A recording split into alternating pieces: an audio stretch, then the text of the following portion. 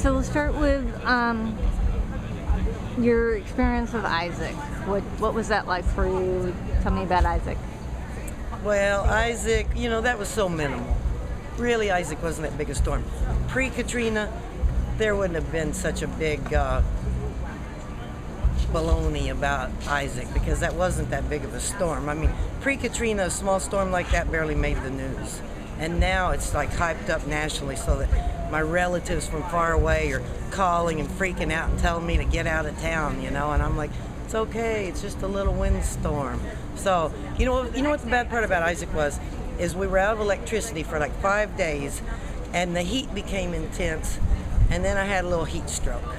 So that was the only bad thing that happened for Isaac was like the heat. After it was over, the electricity was out for a long time. So that was the only bad thing. The wind blew and the rain fell for like 2 days and 2 nights. And then it got hot. It stayed hot. So Isaac was like, no big deal. How about Katrina? What was your experience there?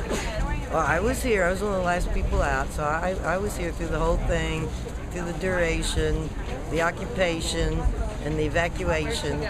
So, yeah, I was here for the whole country. I was one of those people that left like a week later on a helicopter, and I don't like helicopters. I was not in a flooded area, but like a week later when they come with guns threatening us, if you don't leave now, we're going to come back and arrest you. I'm like, well, we're living in our backyard. There's nowhere to go. There's no way out. There's no way to leave. So then, when the, Blackwater or whatever it was, the quasi-military show up with guns, and you're living in your backyard, and they tell you, you got to be out of here in 15 minutes or we'll come back and arrest you. And then I said, well, okay, in 15 minutes. He said, there's a bus going to pick you up on the corner. So I get on the corner, no bus ever came, and then walked down to the convention center. And when you get down to the convention center, and the whole city's deserted, it's like post-apocalyptic world. And you get down to the convention center, blocks and blocks and blocks before you get there, it's just like where thousands and thousands of people have been living on the street for days, weeks. And then they finally get like an airdrop of MREs and they tear into those MREs. So everywhere was just littered with the refuse from the MREs.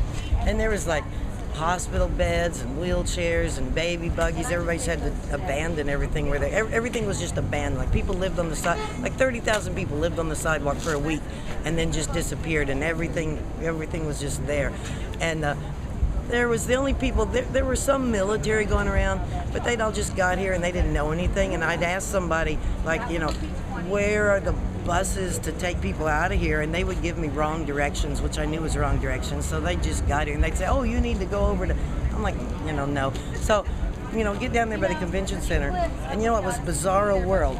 So we're like pushing our bike, me and my boyfriend, JD Hill, we're pushing our bikes down there.